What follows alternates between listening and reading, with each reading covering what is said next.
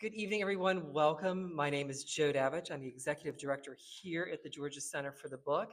And on behalf of the Center for the Book and DeKalb County Public Library, welcome to Sisterhood and Stanzas, our poetry reading for this evening.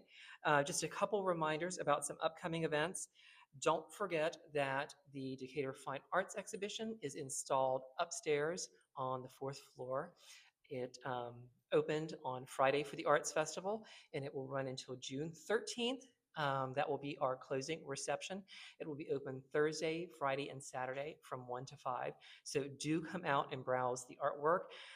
It is heavily local, but we do have some artists from Florida and Texas and Washington State and a few others mixed in there. So feel free to come up and browse those 57 pieces of artwork. Also, I'd like to draw your attention to some other programs that we have coming up in May. On May 21st, we have Marcus Rediker, who is going to be here to discuss his nonfiction book, The Freedom Ship, The Uncharted History of Escaping Slavery at Sea.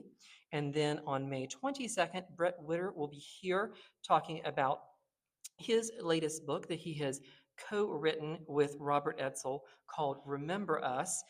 You may remember they teamed up years ago for the novel, the book, The Monuments Men, that was turned into the award-winning movie as well.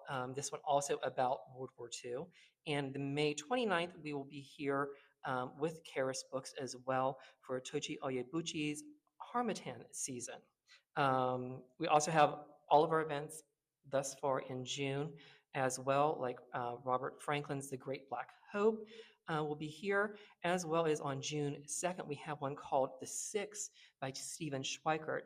It is about the 6 Chinese survivors of the Titanic. So do come out and see those. We will add, of course, more to our schedule as the season goes on.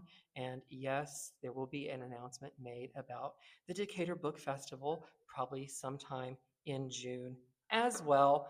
And since this is the poetry crowd, yes, I am again booking the poetry stage. We will be moving though.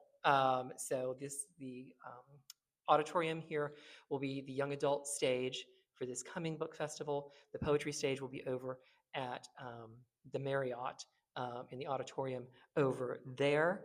And just in case everybody is curious, and like I tell all of the publicists, yes, I read all of the poetry books before I issue invitations. So tell your poetry friends. I need to see the book, and I will completely read it before I book the book. Anyway, it will be a great schedule. We have some wonderful folks invited already, and I'm sure you all will enjoy that. So, on to our event this evening. And because we are in a library and because the bios are already in alphabetical order, the poets will be going in alphabetical order this evening. So, our first poet, Claire Bateman, is the author of the hybrid collection, The Pillow Museum, and 9 books of poetry, most recently Wonders of the Invisible World and Scape. She has been awarded individual artist fellowships by the National Endowment for the Arts and the Tennessee Arts Commission, as well as 2 Pushcart Prizes and a new Millennium Poetry Prize, also twice. The Pillow Museum is a collection of 56 flash fictions, lyric micro-essays, and contemporary fables set in various simulacra of our world. The Pillow Museum evokes a closely observed slipstream strangeness that refuses to take any moment or detail for granted, a fruitful, delirious disruption. Born in Greven, Germany, in a displaced persons camp, Riki Bolster immigrated to the United States in 1949. She grew up in rural Pennsylvania as part of a close-knit Latvian immigrant community. Much of her writing speaks to these experiences. She holds a Bachelor in the Arts in English from Eastern University and a Master's in Education and Special Education from the University of Georgia. A former journalism teacher, Riki Bolster enjoyed a 19-year tenure at Grady High School, renamed Midtown High School, and upon her retirement, she created and coordinated the Grady High School Writing Center, a part-time after-school program that encouraged students to enjoy the writing experience. She honed her editing skills on writing grant proposals, featured stories, and presentations, working for the Atlanta Alliance on Developmental Disabilities. Additionally, she served as first editor for Saving the Georgia Coast, published by the University of Georgia Press. Ilse's daughter invites you into the intimate world of an immigrant girl growing up in rural Pennsylvania. A memoir in verse, this collection of poems captures the experiences of displacement, loss, struggle, first love, family, and resilience. Hester L. Furey is an assistant professor of English at Georgia State University's Perimeter College. A poet and literary historian, Furey specializes in archival research and hidden stories. In addition to publishing scholarly and reference items, including an edited volume of the Dictionary of Literary Biography, 345, American Radical and Reform Writers, second series, Furey is the author of 2 books of poems, Skeleton Woman Buys the Ticket, and House of Jars, which she will read from this evening. House of Jars weaves together 3 sequences of poems: the journey of a character called Skeleton Woman through a mental health crisis triggered by menopause and environmental illness, the stories of a pantheon of a modernist doctor writes these mental health struggles changed her writing, and the Conjuring Moses cycle. And bringing it home this evening will be Amy Pence, who has authored the collections of poems Decadent Lovely and Amor Amor, as well as the chapbooks Skin Dark Night and Your Posthumous Dress, remnants from Alexander McQueen's collection. Her hybrid book with Emily Dickinson at its speculative center, It Incandescent, won the Islands International Poetry Award in Athens, Greece. She has also published short fiction, interviews, and essays in a variety of magazines, including The Writer's Chronicle and Poets and Writers. Red Hen Press will publish her debut novel, Yellow, in 2026. She taught composition and poetry classes for many years, including at Emory, tutored high schoolers at Pace Academy, and is now a freelance tutor in Atlanta. The poetry collection We Travel Towards It navigates the climate crisis the way it impacted Pence. A 90-foot oak tree crushed her house after Hurricane Irma as she ran to the door. Her poems trace how cataclysmic events call everything into question: relationships, the death of loved ones, and how we live our lives. Ultimately, knowing her path could not have been otherwise, she experienced the tree fall as a gorgeous gift, cleaving her old life away and replenishing her sense of wonder for our fragile universe. So would you please join me to welcome to the stage Claire Bateman.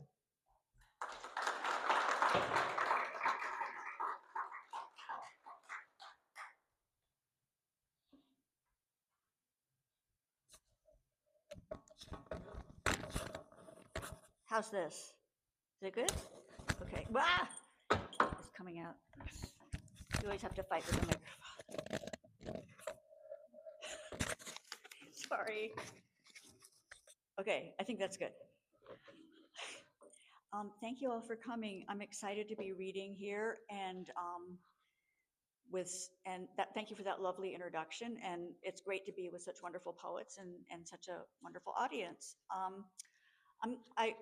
Right before we started, I kind of changed up everything I was going to read just randomly. So I'm going to start with a poem called Forests. It's a prose poem really. And it's about mothers turning into trees and forests as we do. And it's not completely linear, it's more dreamlike. So the logic is more imaginative logic than literal logic. For most mothers, the arboreal shift occurs gradually, filament by filament, leaf by leaf. So their family's shock seems disingenuous. If they'd been paying the kind of attention that domestic life tends to discourage, they might have noticed the oaky scent of a mother's breath as she leaned in for a goodnight kiss. They might have glimpsed traces of sphagnum in the shower drain coiling with strands of her hair, though only if they were the ones to regularly scour it, which is rarely the case. Of course, each transformation is unique, and not all forests are female or even dendrological, though each dances by some form of branching or flowing, whether vertically, horizontally, or in place. The lexical mother, for instance, who belongs to the cloud mother family, inhabits a variety of alphabets breathed out in word tendrils that rise to form the moving structures of the aerial wilderness above. from sparse cirri to vertical, lofty towers and colossal back-building thunderheads. Now that's a forest indeed, albeit a falling one, ever returning to earth to continue the cycle. But the mothers aren't uniformly benign. Yes, it's possible to not only enter the territory of the deciduous mother, known also as the oxygen cathedral mother, but to rope yourself into its branches for the night, dreaming the kinds of dreams possible only in its embrace. If you feel you must venture into a rainforest, mother, however, don't let its humidity and apparent torpor lull you into somnolence. The surplus of venomous organisms exceeds human taxonomic capacities, and at any moment a python or boa constrictor might drop down upon you from the canopy. Despite such dangers, the fact that commercial interventions have rendered great swaths of the rainforest mother ragged and torn is neither anomalous nor to be celebrated, since the most resource abundant mothers, oops, yeah, the more resource abundant the mother, the more endangered it's likely to be. Take, for instance, the coral mother, who before our very eyes has become such a blanched and brittle ghost that tourists snap off its fingers and snap them into their pockets like they're pilfering the knuckle bones of some local saint. Though we've always understood the mother's situation to be intermittently precarious, we reassured ourselves that these cycles must be natural. Surely there was no cause for alarm. Only recently has the new spectroscopic equipment revealed that on the metaphysical level, every mother is in fact a kinetic environment, which means it's possible to be at the same time a burning mother and a kelp mother or a mother of ice. And not only that, but we also now know that their observable surface area represents only a small portion of their essence, the rest of which is made up of unseen rhizomatic emanations entangling us all. So, how can we differentiate our sufferings from theirs as they murmur together in their imperceptible colloquy of flame?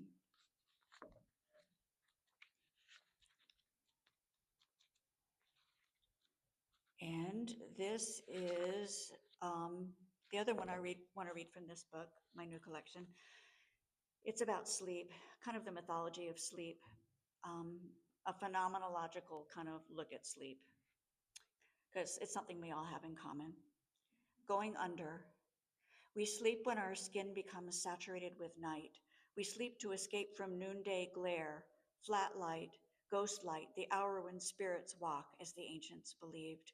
We sleep because we're exhausted by the 71 dimensions of sky bearing down on us, inexorable as stone. We sleep because we run out of thoughts, or we have too many thoughts, or the spaces between the thoughts have grown thick with a soft gray substance that's neither fur nor mold, but like them in texture, exuding a subtle soporific fog.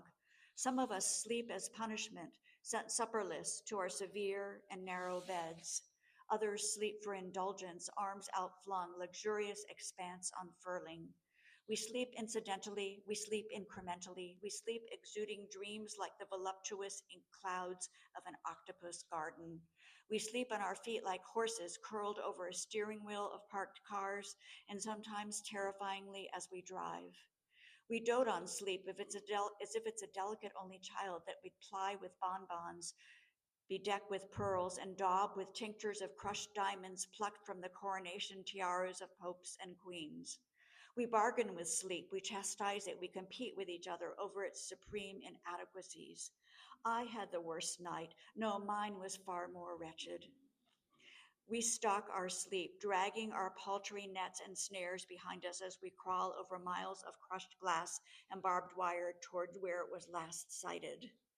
We sleep in layers, we sleep in stages, we sleep through sequences of false awakenings, as though tumbling down the stairs of sleep through sub-basement after sub-basement in interminable descent.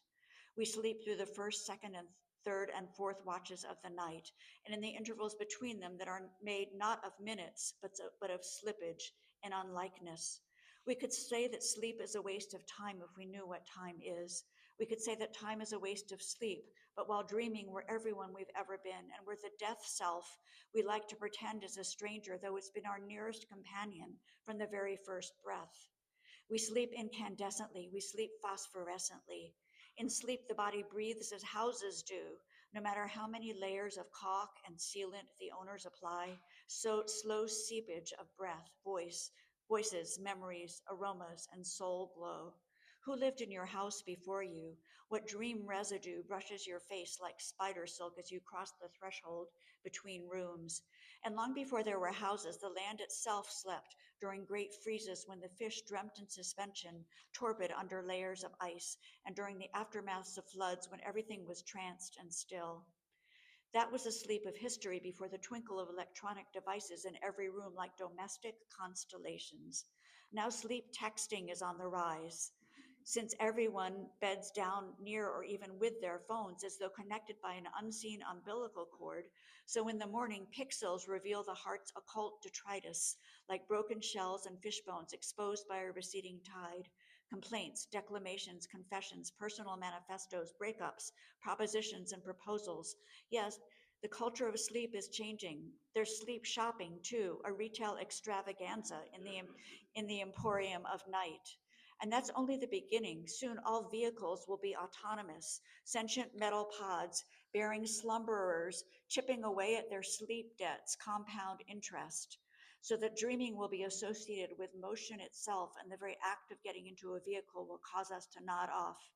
We'll wake up just in time to stumble into work, though there's something about sleep that will never be commodified, never turned into capital, because the real reason we sleep is for relief from the sensation of being always, repeatedly, and continuously ourselves.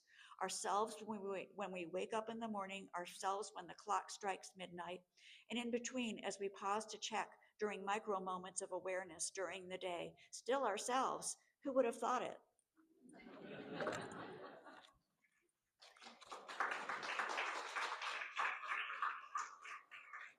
Thank you. And this is from an old book called At the Funeral of the Ethers. You can tell it's falling apart.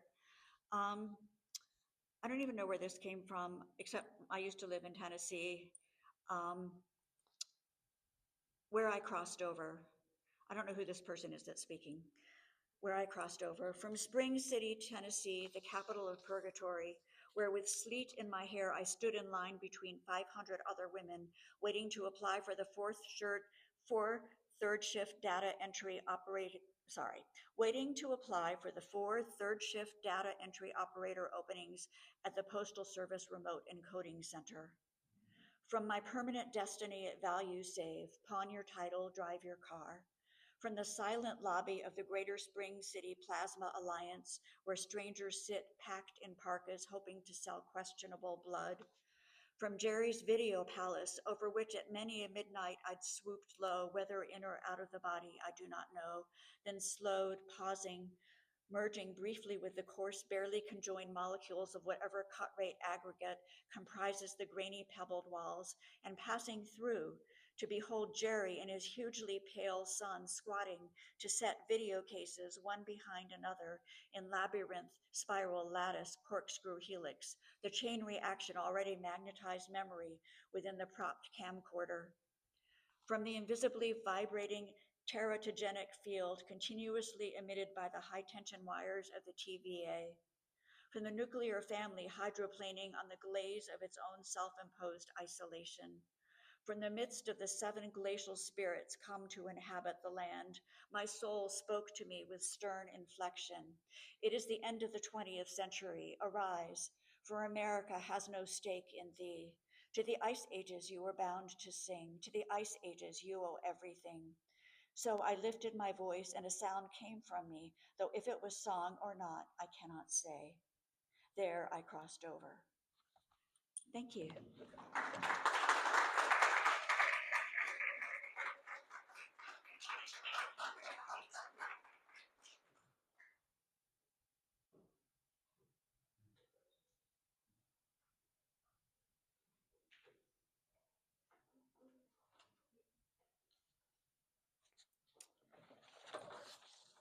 Thanks for everybody being here, and thanks for all those wonderful poems. That sleep one just got me. I'm going to be thinking about it all night long. I want to give you, sorry, A little historical context. Some of you don't need it. In 1939, before any of y'all were born, Germany invaded Poland, setting off World War II. 1 year later, 1940, the Soviet Union invaded Estonia, Latvia, and Lithuania. 40,000 Latvians were either killed or deported to Siberia. 1941, 1 year later, Nazis came in and took over Latvia. So Nazi terror replaced Soviet terror. Then, 3 years later, 1944, bitter battle happened all throughout Latvia between the Germans and the Soviets. And the Soviets then replaced Germany and occupied Latvia for the next 50 some years. And I give you that background because my mother once had a farm in Latvia. Life interrupted. A friend found the list at the accident site in the village. Upturned Soviet Jeep, driver dead in the road, military papers strewn. Father's name on the orders to be sent away next, sent to bitter Siberia, like Viktor's, the wealthy landowner. 500 acres, 5 servants, house full of fine furniture. Taken middle of the night, still dressed in night clothes. No one knows what happened to him, not even a note to his pregnant wife. Their baby, born blue, blue and cold, like Siberia. The decision was made desperately. The decision to leave everything, everything. Simani, the family farm, an apple orchard, harvested fields, the familiar kitchen turned field hospital, stained with blood that will not wash away, where limbs had been sawed to save the life of the blonde German lieutenant who screamed until pain took his breath away. Breathless, the decision to leave was made. Tomorrow we must leave. Tomorrow we will heave 2 hand-built wooden boxes onto the wagon, hitch up our best horses. Tomorrow we will whisper goodbye. Ardiev. Tonight we must pack.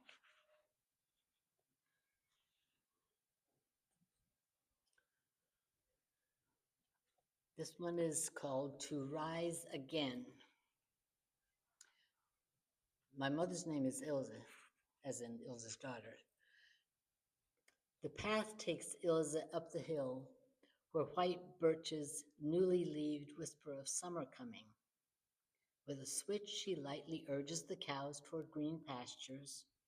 This is her farm, her home, where she entertained wedding guests from Riga, chased toddlers among wild cherry trees, walked woods, basket in hand, seeking succulent mushrooms, flung down blankets for meadow picnics.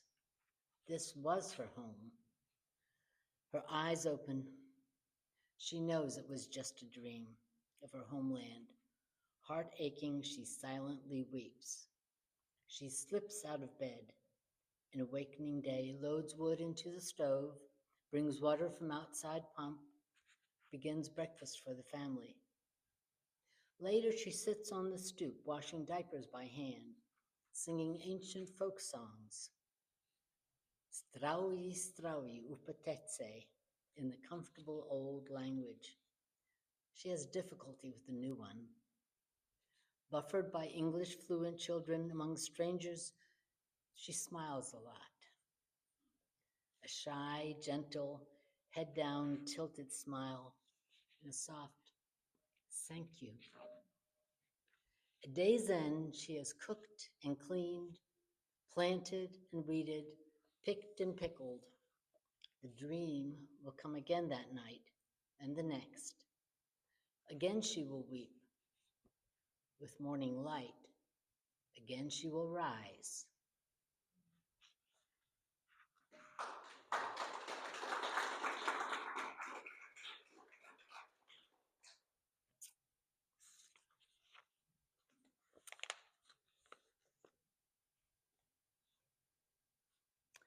This one is called If Only I Could. Ilse waits for news of her brother Jakobs.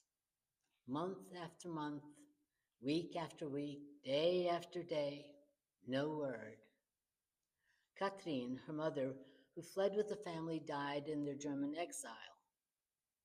Theodorus, her stepfather, stayed behind, cancer quickly taking him. Brother Matti succumbed to a fever. Lisa, her half-sister, joined her in America. That left only Jakobs, proud in his cap and leather jacket, chauffeured high-ranking officials. I'll be fine, he assured her as he kissed her goodbye in Liepaja.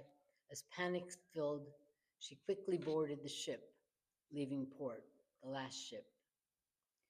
First Germany, one DP camp, then another. 5 years later, she reached the promised land, United States of America. Streets of gold, safety, a new life. Finally, the mailbox brings good news, a letter in Jakob's writing. Yes, I'm doing fine. I'm healthy. I have work. So glad you're in America. It must be wonderful there. You must be doing well, safe and prosperous. I'm only sad my leather jacket was destroyed in the fires from the bombing. Could you send me a new one? Could you send me a new one? Her breath catches. Tears come quickly. Oh, I wish that I could. Her mean circumstances, her inability to grant one simple wish, washes out all her joy. Sad, embarrassed, she whispers again, oh, if only I could. She wipes her tears, folds the letter, and tucks it away in a bottom drawer.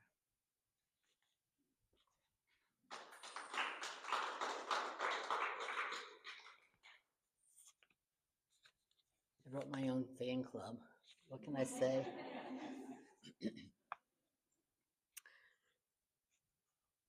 One more before I turn a little lighter. This one's called Don't Ask Me. Don't ask me, I really can't say if fear surged up, suffocating mother, so breath came only in gasps as she climbed onto an overloaded wagon, gripping its unforgiving seat with one hand, clutching her baby with the other, as they lurched over worn roads to faint hope of refuge. Don't ask me, I really can't say how father made the quick decision to turn toward the sea, avoiding blockade after blockade on those war-rutted roads. Perhaps a ship was heading to sea before roaring warplanes dropped their deadly loads. Perhaps under cover of doused lights, the ship could slip oh so carefully past underwater mines. Don't ask me why now mother sits in a solitary chair, head in hands, moaning and crying. Nothing father says comforts her. Don't ask me, I really can't say how I know. It is barns left filled with harvest, cows moaning to be milked, apples soldiers will snatch, her beloved sea mine, child at home abandoned. It is friends, siblings, no longer to meet at garden gate. It is whispering birch trees, pale peeling skins, breeze gentled. She will see again only in her dreams. Don't ask me. This next one is called Sibling Torture.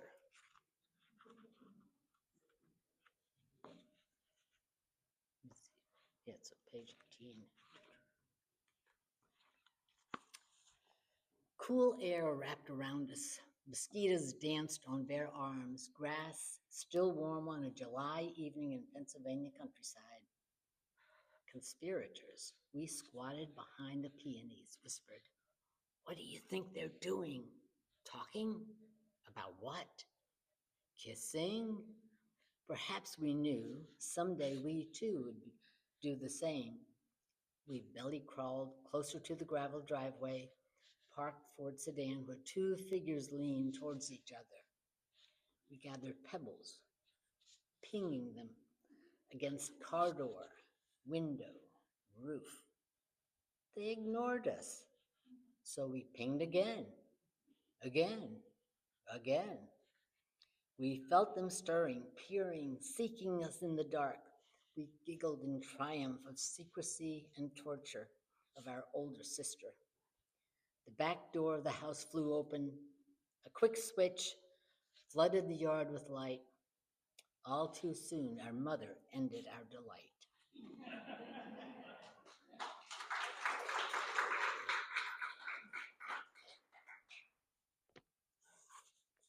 I've got two short mores. You all know Sadie Hawkins Day, right? Ancient thing. Well, this one is called Sadie Hawkins Day. The tangle of bud-tipped branches stretched too high to climb. Yet, a cast-wrapped foot swung silently, jubilantly from a limb. "You have to catch me first," came a teasing voice from the curly-haired boy. "I can't reach you. There's something I want to ask." "You have to catch me first," the voice challenged. Green eyes twinkled. "Those are the rules." "How did you, would you come down to me?" she asked, not quite pleading. "How long are you willing to wait?" he parried. She walked away. 50 years later, she remembers a ladder carried to the tree, the question asked, answered, "As long as it takes, as long as it takes."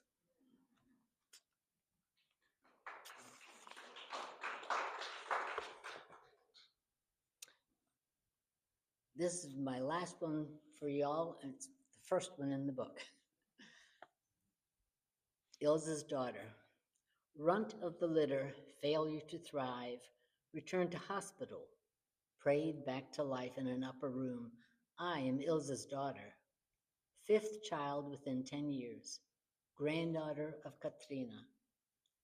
Born in 1876, Katrina owned a farm in Latvia, bore 4 children, survived 3 husbands, died in refugee flight before we could meet. How little do I know of Ilza's early life?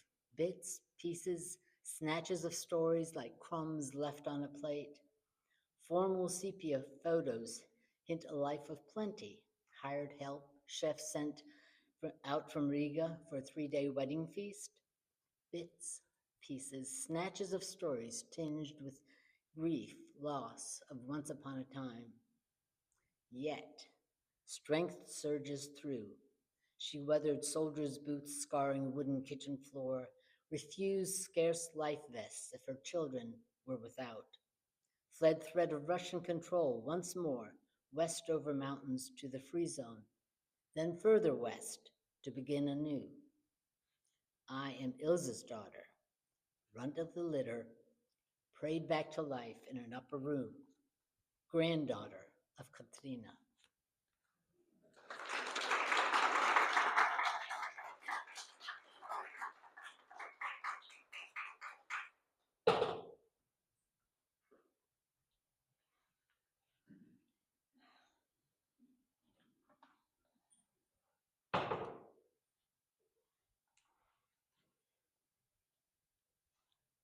Okay, I'm Hester Furey.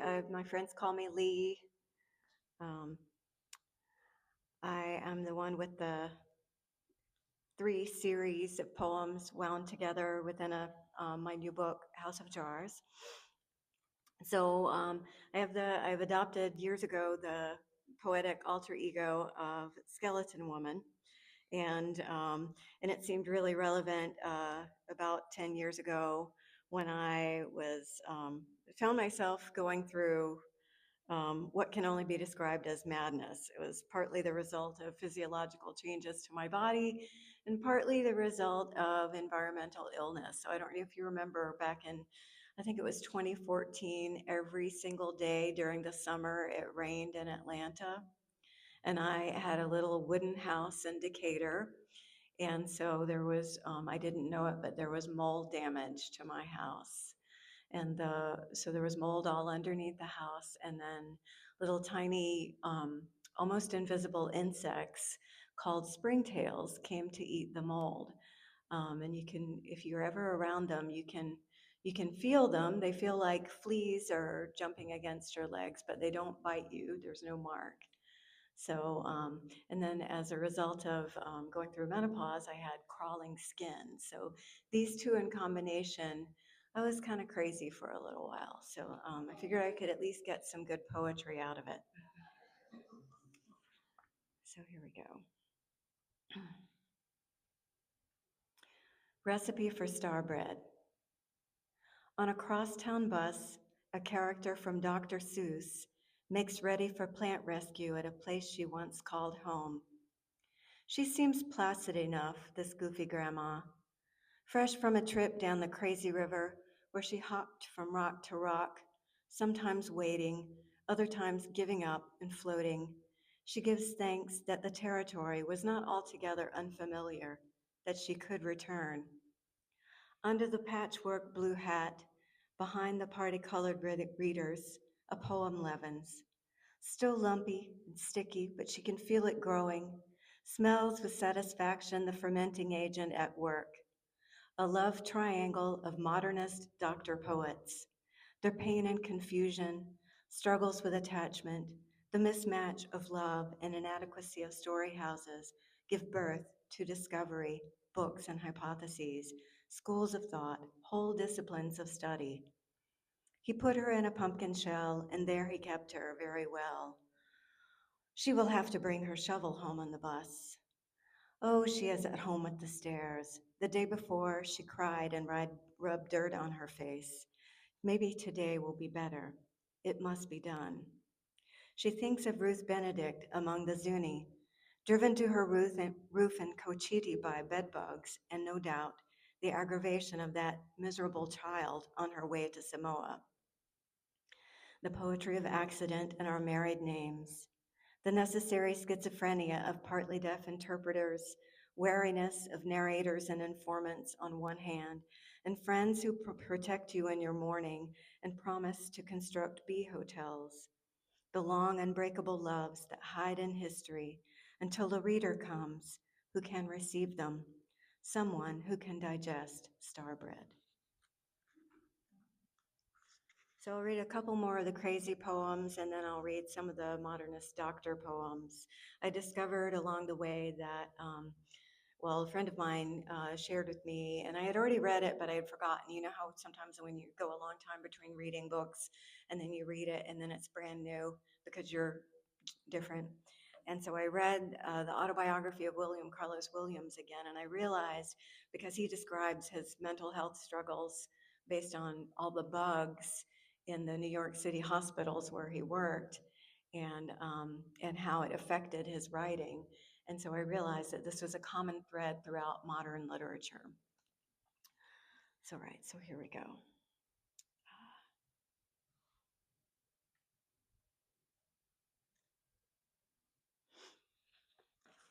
11 years. White Tantric clears out in a day 11 years of unconscious crap. So the Kundalini kids promise. She bought the ticket, prepared the pupil wrappings, and, expecting to sleep on the floor, carpooled to an ashram in Knoxville, but instead was floored by luxury, waking to dawn song, the wild new friends, the old women with their tales of Yogi-ji, how they came in the 1970s to build these places where their children still live, the sudden longing to connect flaring up in her misanthrope heart. 40 days later, she moved house. Now, months passed, life turned upside down in a good way. She sees she had to take the batshit express, could never have reasoned her way here. Fresh from a first-class lesson in how abundance can be bad, she is writing again. She sleeps often, not grinding her teeth, Still broke, nothing new to tell, and creditors growing crazy, but they are like Prince's mother.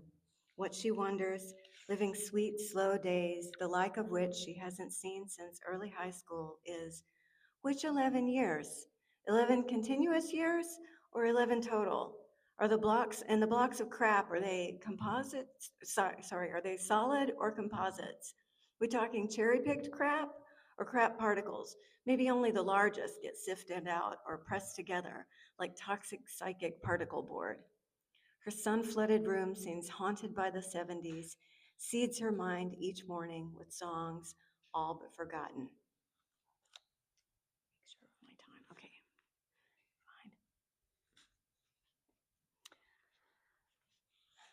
fine. House of Jars, this is the title poem. Home from the mycelium wars, I strip, bathe, wash every conceivable surface. My life fits between the washer and the dryer. I know I can't go on like this. When plants, and maybe animals, that is my theory, begin to die, they throw all their energy to seed.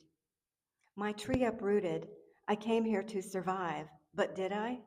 The jury's out. What is left of what I was? Will anything that I call me live on? It has no juice of a new life if it is one.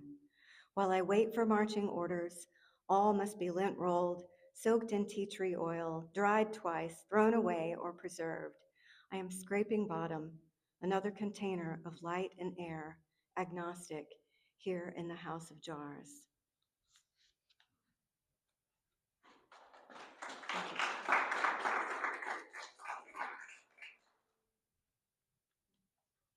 All right.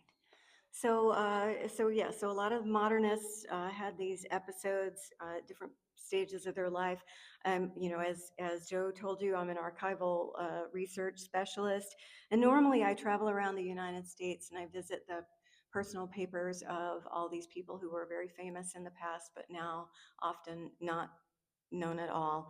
And often in their official biographies and autobiographies, they don't tell these stories because maybe they were embarrassed about them, or they'd rather have a different image. But I just found this such an interesting thread of connection. So I did do some research, and then of course 2020 happened to us all, and I was stuck at home. I had to rely just on the libraries, and so I had to read between the lines sometimes of what had been published. So this one is about Gertrude Stein, who most people know as a poet and writer and an art collector and salon hostess, but actually first she intended to be a doctor, and she did complete medical school. So here's her story. Baby in Baltimore. Baby bade an early goodbye to a girly goodbye, to the letter of the law, to the senses of sentences. Baby, Our Lady of the Roses and Bellies, between May and Mabel, between Leo and Leon, William and Henry, and then Leo and Alice, building triangles and boxes in verse and prose. Mother and father gone, always baby, holding to shreds and shredding patriarchal poetry, the homesick expatriate, leaving behind the looming dismal fathers. Alas, for an unbuttered influence, say I. Baby followed Leo to Harvard, became the pet of William James, thence to Woods Hole for embryology, finally to Johns Hopkins, where, between Barker and Bull, spiked piss in the lab, likely sabotaged slides of blood, they hazed her out of medical school. Fat, Jewish, woman, flopping. Baby wore no corset and didn't give a damn, so they said, but she did. They made her dissect baby brain after baby brain. A brain is a brain is a brain, unless it's not. Rotations in the labor wards of Black Baltimore, so she knew well where the bodies came from. After the blood incident, Baby hired a welterweight to box with her. Later, the famous art collector and poet claimed only boredom as the spur of departure, but in her notebooks remembered being sick in the yard after exams. She had written off being observant, but could not quite yet shake the woman part, floppy as she was. There, beliefs more than body held her back. Baby was in love and writing about triangles, about hidden compulsions, perseverations, perversions, developing her own ways of studying the brain. The professors gave her one last chance, one last brain to model. Fossilized demon voices in the archive.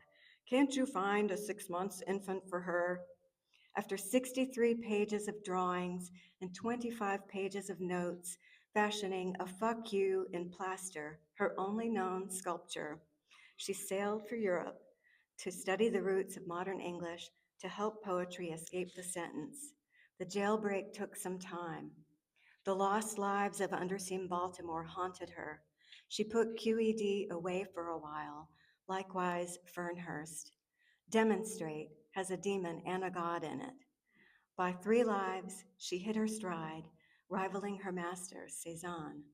Her brother made her a coral brooch. Her pal Picasso painted her portrait. Yet another troublesome Mabel made a path clearing to her growing fame before the flowers of friendship faded. Privately, simply deciding to live as a man, Baby married an odd little bird of a woman, wrote weird book after weird book. Cutting her hair, she adopted a look somewhere between a monk and a Chinese emperor. She drove an ambulance in the war, composed an opera in 1927 for an all-black cast. No other, not even Verdi, had ever done it. To beat back the blankness that arose after a bestseller in American lectures, Baby wrote a murder mystery, revisiting how a corpse can be interesting. Poet soldiers named her Marine. She named a generation, became a face of Paris. Her will lists her place of residence as Baltimore.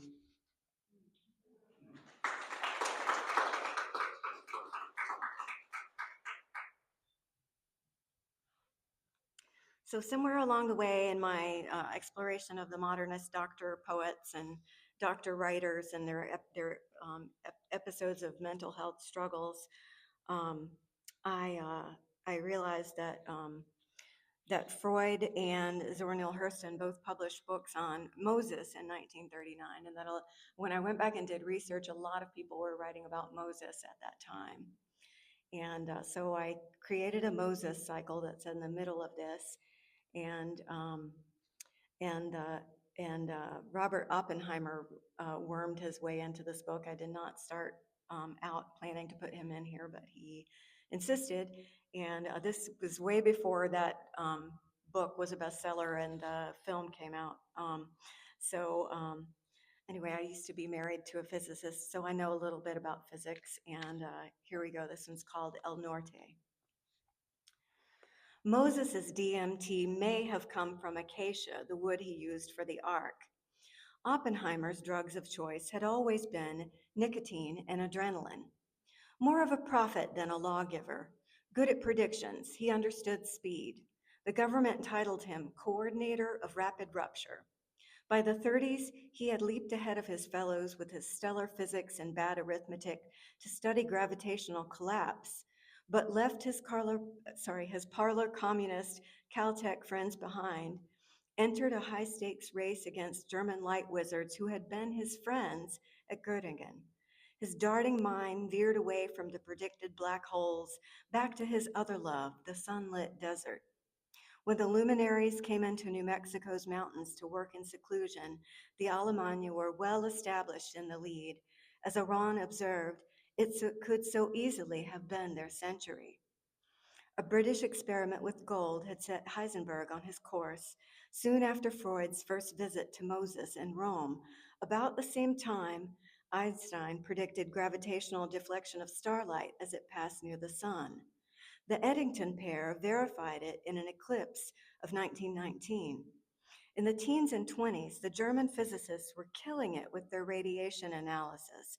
Hess took ionization readers up in a balloon during an eclipse, wagering his own life in the test to measure air's conductivity, an old school alchemist. Chadwick's discovery of the neutron nearly completed the map of the subatom, the cellular sun hidden in all things.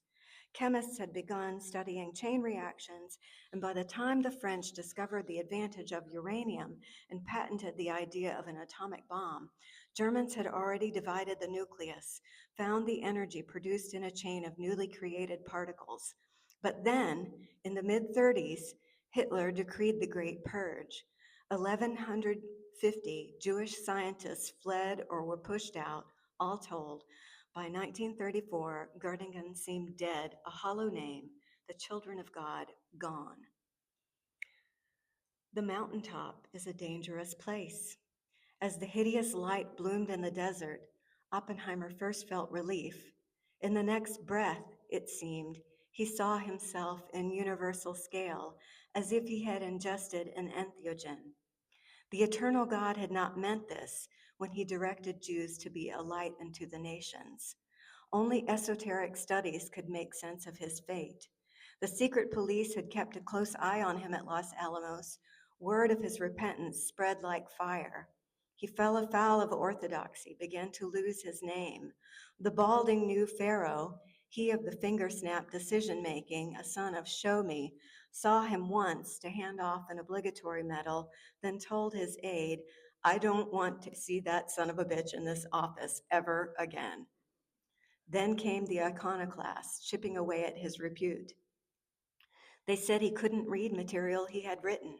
He ran out of people to throw under the bus, named names to no avail, got sent to Princeton to succeed Einstein, spent the rest of his life teaching ethics to scientists, but it was no good. His error had broken the world, had a power of its own. The week before Kennedy was killed, Appie joked with Thomas Kuhn that the J at the start of his name meant nothing, an empty variable. In luxury and loneliness, like Freud, he died of throat cancer. His ashes were dropped in the sea.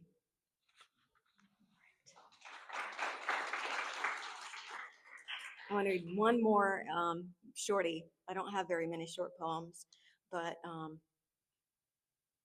yeah, so this one's a little more cheerful than the others. Broken landings. No one is home when the mind's eye opens.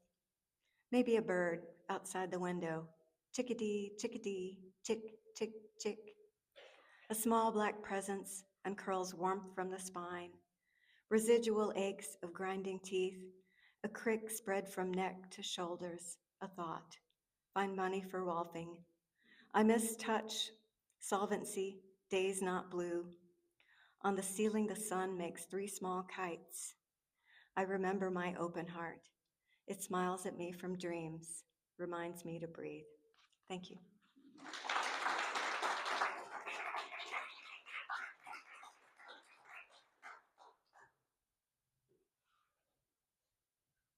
I have a visual aid, so I'm going to pass around these little postcards. So this is my first poem that I'm going to read. You can use it into the postcard.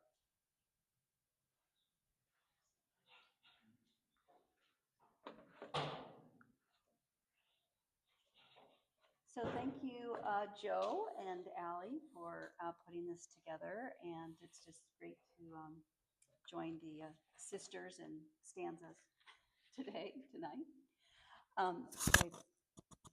Can you hear me better now? Okay. So the first poem that I want to read is on the postcard there. I thought a visual aid would help. This is called I've Always Loved Trees. And one of my books, I had several what are called contrapuntal poems. You may have seen these before. So I'll read it 3 ways, down each column and then across each line. Red oak, black oak. Fog-locked trees bear forward, mute, insular, close, unclothed, not disclosing, bound by root, subterraneous, leaf-shorn, time-waved, rocky insomniacs. Marching, ghost-like, backlit, sketched our branches. Arterial, pumping, dormant seeds, we gather gray, frayed by winter. Sentient red oak, bur oak, black, our mantras like egos, resolving, disintegrating, silvered on the horizon, ancestors conjoin. 3 generations in the photo, I pass by them each morning, arranging myself for the day. Each dead faces the flash. 2 wear 50s pillbox hats. My grandmother's iron board flat. My mother beams, holds a fragment, me. My sister grasps father's hand. Just she and I now left alive. All their grievances, adventures, mistakes, extinguished by this day. My uncle, our only suicide, still a crew cut boy, wears a look acute with longing. Forms incarnate and crumble as grandmother did when she found him stilled amid smoke. Lo, we abide close apart. Fog-locked trees, 3 generations bear forward in the photo. Mute, insular, I pass close by them, unclothed each morning, not disarranging my closing self for the day. Bound by root, each dead subterraneous faces the flash. Leaf shorn, 2 wear 50s, time-waved pillbox hats. Rocky insomniacs, my grandmother's marching ironboard flat. Ghost-like, my mother beams, backlit, holds a fragment, me. Sketched, my sister grasps our father's hand. Branches, just she and I now, arterial, left alive. All their pumping grievances, adventures, dormant seeds, mistakes, we gather gray, extinguished by this day. Frayed by winter, my uncle, our only suicide. Sentient red oak, still a crew cut boy. Bur oak black, wears a look acute, our mantras like egos. With longing forms, resolving, disincarnate and crumble. Integrating, as grandmother did when, silvered, she found him. Stilled the horizon amid smoke, lo, we ancestors conjoin, abide, close apart.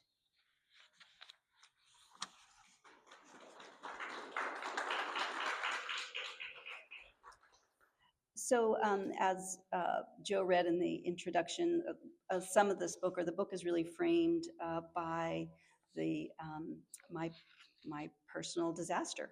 So this next poem is called The Dash. And the poem mentions the word samadhi, which is this understanding of the ultimate reality. And so that was a nice surprise that happened, the dash. And you'll see throughout the poem the many definitions of dash, the dash. To run or travel in great hurry. Of the instant the oak fell, splintered and splintering, of the instinct, our primeval falling, to hold to what's already found. To strike with violence so as to break into fragments, of wet ground, its feral mouth bursting full-born into storm. Of that thread between, taut and troubled, the elemental rosebud when she came glistening from my body, hair almost inhuman. Of thought's needles, prime, puncturing to destroy, ruin, confound. Of time, the clock face, the rock face, the slum in my mansion, the wind in my stillness, the delicate eons of a second. They call it samadhi, a deepening, absorbing surprise, as in, this could be my last thought, as in, this is what happens when you die. Of this romance, life, this yes, that, to put down on paper, throw off, or sketch. The whole in my brokenness, all in my missingness, a path to what will happen before it even occurs. Of what binds us, the umbilical, of the carnal, its arching, catapult to a dry version of this flesh, to bring to nothing, to spoil. Thread entering the lips, suturing the secret, stitching the unspoken, what we are told had never occurred.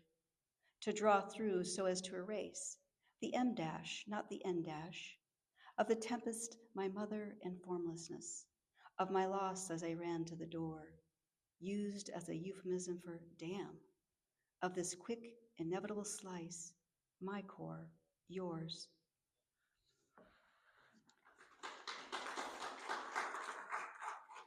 So this next poem is really about the kind of experience of living through a disaster. Many of you, or some of you may have as well. So after the impact, there's some stages that you go through. There's the heroic and honeymoon phase. Often people are in shock and reach out to help each other. Mine was kind of alone. But I did find myself in a hotel with lots of other displaced people and workers after Hurricane Irma. Communion. You know, that winter after the fall of our displacement, after Harvey, Irma, after Maria, water glutting the streets. We were stacked in a suites hotel with adjusters and contractors from out of state, entire families with dogs, a few of us alone. We passed each other in the hall, carpet dank from boots scuffing upstairs. That fall, I knelt on the bath mat, cried each day for 37 days in that mid-grade impersonal hotel. You know, that winter of mudslides after the fires of Napa Valley, after the shootings at a concert in Las Vegas. Arms were thrown over the ones they loved, arms thrown. In the evenings, men gathered at the tarped pool with beers. Contrails etched a weakening sky. They sat on plastic chairs playing guitars, sometimes a uke, sometimes that humming fool, the harmonica. I opened the window to hear that sound, looked down on their heads bent in a rough circle, some balding, some with ragged ponytails, grief for what we lost, what we're losing. Let's say we are shipwrecked. Let's say we are fools. Climate change, inertia. We pass each other in the halls, avert our eyes because we are exposed, because we didn't see it coming.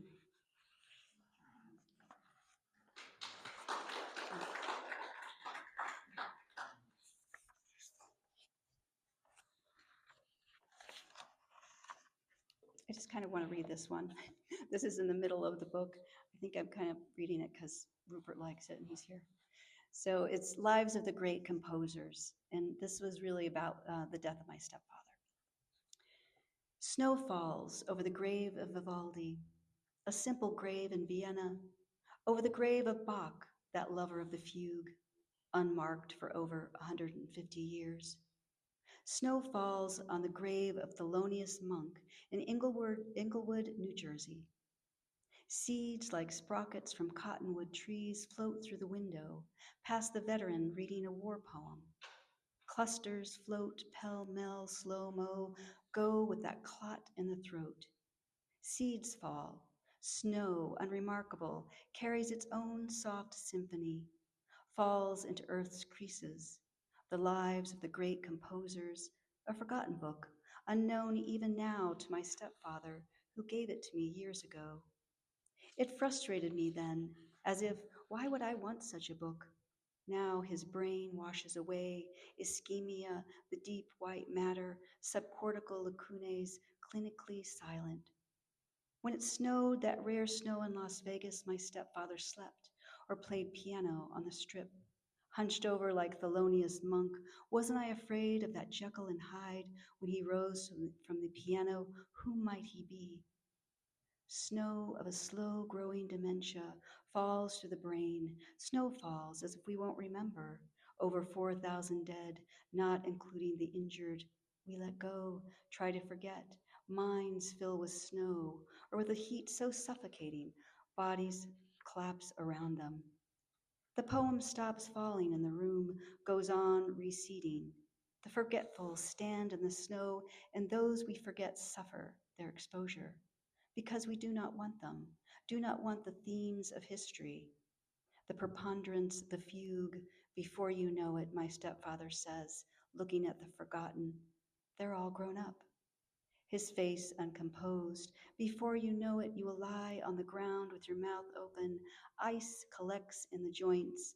Numbness pools at the back of your head. Thelonious Monk plays his discordant chords.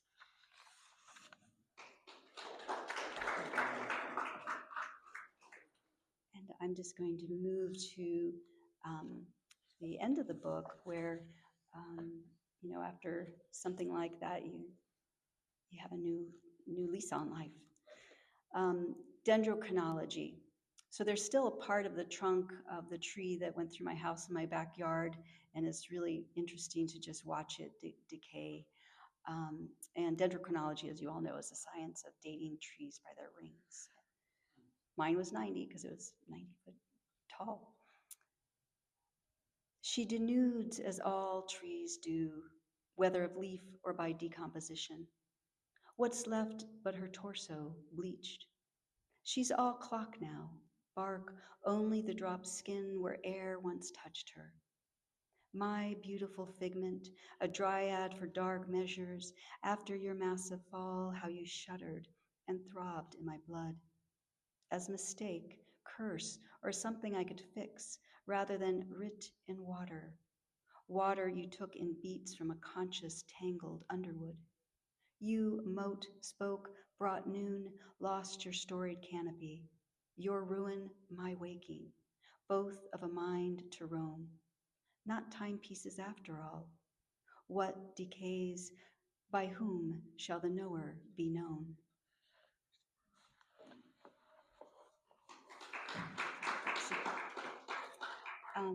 And the last is called Trees Flee, and this is after a Rilke poem, who's also been an inspiration for me.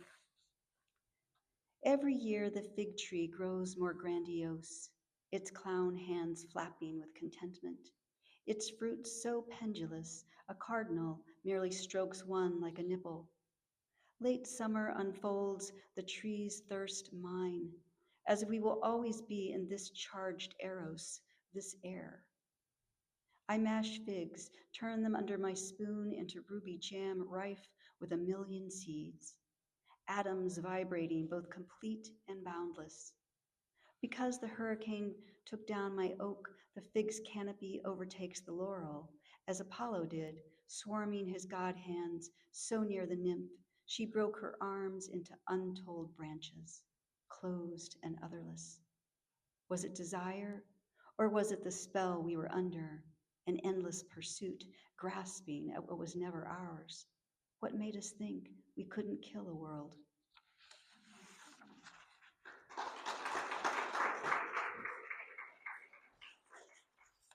Let's just call that happy. Thank you very much.